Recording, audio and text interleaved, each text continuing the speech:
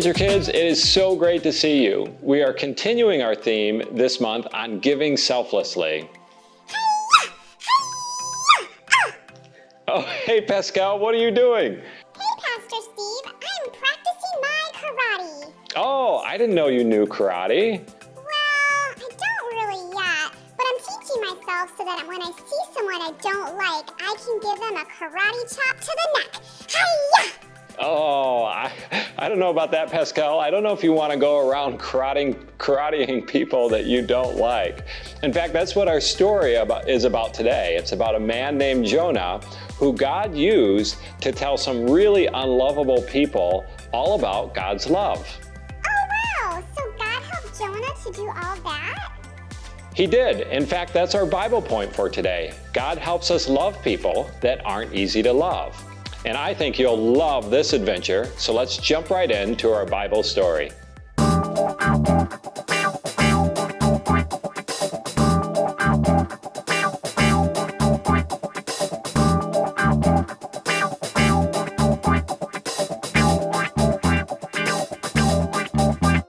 God had a job for Jonah, but Jonah didn't want it. Go to Nineveh, God said, and tell your worst enemies that I love them. No, said Jonah. Those are bad people doing bad things. Exactly, said God. They have run far away from me, but I can't stop loving them. I will give them a new start. I will forgive them. No, they don't deserve it. I'll run away, Jonah said to himself. Far away, so far from God that he won't be able to find me.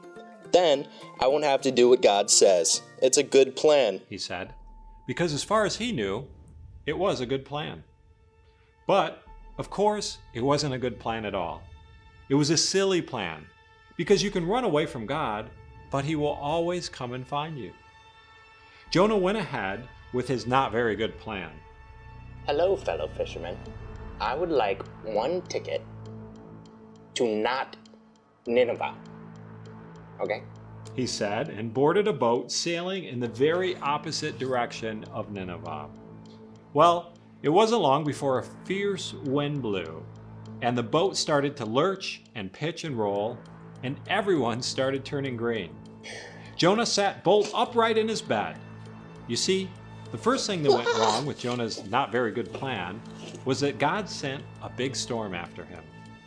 The sailors couldn't sail their ship properly. We're sinking, they screamed, and started throwing everything overboard, suitcases, food, whatever they could find. By now, Jonah knew that the storm was his fault. Throw me in instead, and the storm will stop. It's the only way you can be saved, Jonah cried. And so 1, 2, 3. Splash! No sooner had Jonah hit the water than the waves grew calm. The wind died down and the storm stopped. Just then, when Jonah thought it was all over, when he was sure he was going to drown, God sent a big fish to rescue him. The fish swallowed Jonah whole with one big gulp.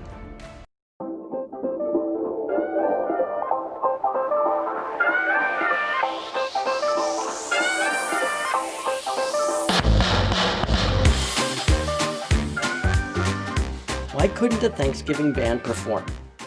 Someone ate their drumsticks. Hilarious. What doesn't eat on Thanksgiving? A turkey. It's always stuffed.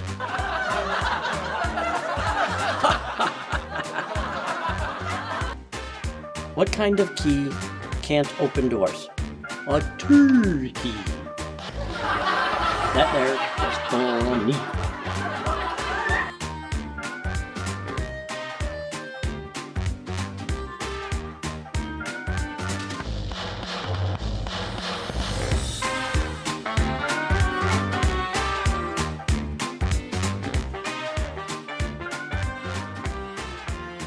Just then, when Jonah thought it was all over, when he was sure he was going to drown, God sent a big fish to rescue him. The fish swallowed Jonah whole with one big gulp. Jonah must have thought he'd died. It was so dark in there, like in a tomb. But then he smelled the rotting food and felt the slimy seaweed and knew he wasn't dead. He was in the belly of the fish. Sitting there in the darkness for 3 whole days, Jonah had plenty of time to think. Pretty soon he realized his plan was, well, a very silly plan indeed. He was sorry for running away. He prayed to God from inside the great fish and asked God to forgive him. After 3 days, the fish spat Jonah safely out onto a sandy beach. Just then, Jonah heard someone calling his name. "Go to Nineveh," God said. And this time, Jonah said, Yes. he went straight to Nineveh and told everyone God's wonderful message. Even though you've run far from God, He can't stop loving you. Run to Him so He can forgive you. The people of Nineveh listened to Jonah, and they started loving God. They learned to do what God said and to stop running away from Him, just like Jonah. Many years later, God was going to send another messenger with the same wonderful message. Like Jonah, he would spend 3 days in utter darkness. But this messenger would be God's own Son. He would be called the Word because he himself would be God's message. God's message translated into our own language. Everything God wanted to say to the whole world in a person. And that's our story. Oh, I get it now. When we're around people who are hard to love, God can give us the strength to love them. That's right, Pascal. That's our Bible point. God helps us love people that aren't easy to love. Awesome! It's a good thing I still know karate. Oh, why is that, Pascal? So I can karate chop my way out of any large fishes that try to swallow me. Sounds great, Pascal. Have an adventurous week, everyone.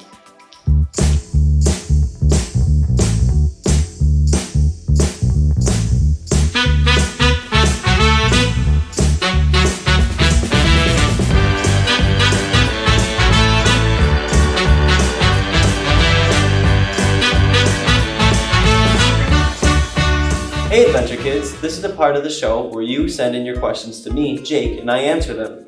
So let me grab my mailbag.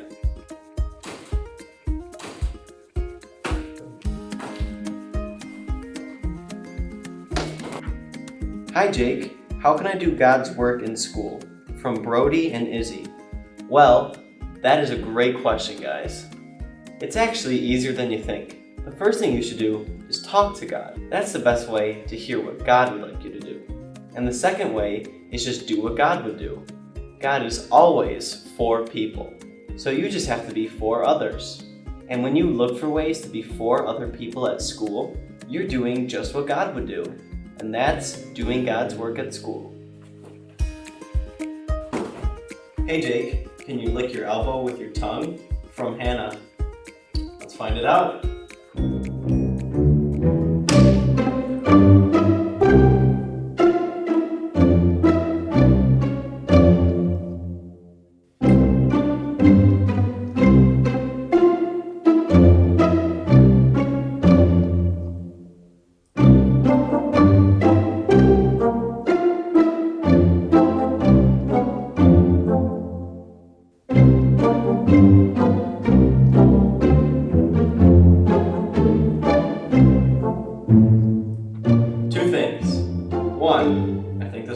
Question. 2, Hannah is probably my older sister. So remember, if you have a question for me, Jake, just go to the website takeawaywithjake.com and I'll be happy to answer your questions right here on the show.